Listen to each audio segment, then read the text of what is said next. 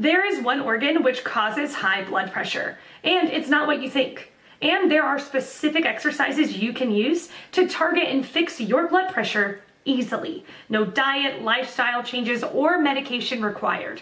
Check the link in the description below, but for now, today's question.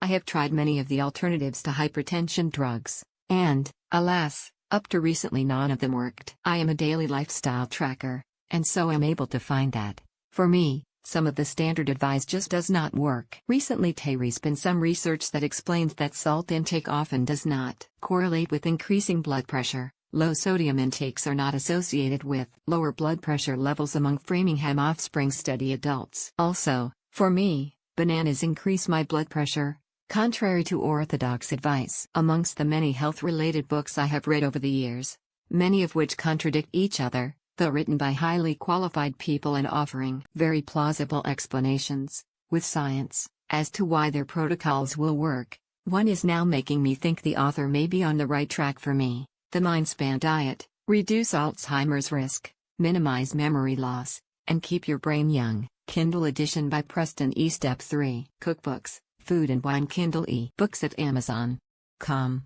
And the reason is that he recommends an Eastern approach to food. Now, I'm presently out in SE Asia and I'm eating a lot of rice and no bread and little sugar and alcohol, though I've been off the latter for some time. My blood pressure has been falling steadily this last couple of weeks, to a lower level than it has been for some time, from about 145/70 or so to 100 or so to 100 or so to today, with the same or less medication. So, for me, that merits giving his advice more attention.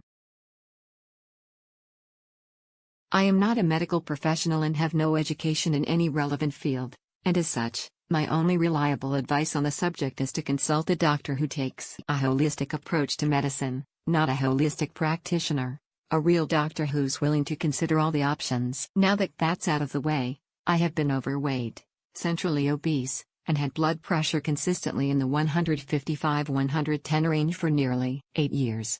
At my current age, which I suspect is a common time for men to start worrying about their health, I decided to look into my fasted blood sugar and determined that I'm on the edge of diabetes and decided to take simple steps that might address the issue. Over the past 4 weeks, Eva set a minimum of half a gallon of water a day, eliminated soda, reduced the amount of flavored creamer I put in my coffee by a third, and started fasting for 12 hours a day. On the fitness end, I go for daily walks and do kettlebell swings every hour during times that I'm being sedentary. I haven't implemented any other dietary or exercise conditions, eating whatever solid food I want and spending most of my free time in front of a computer monitor.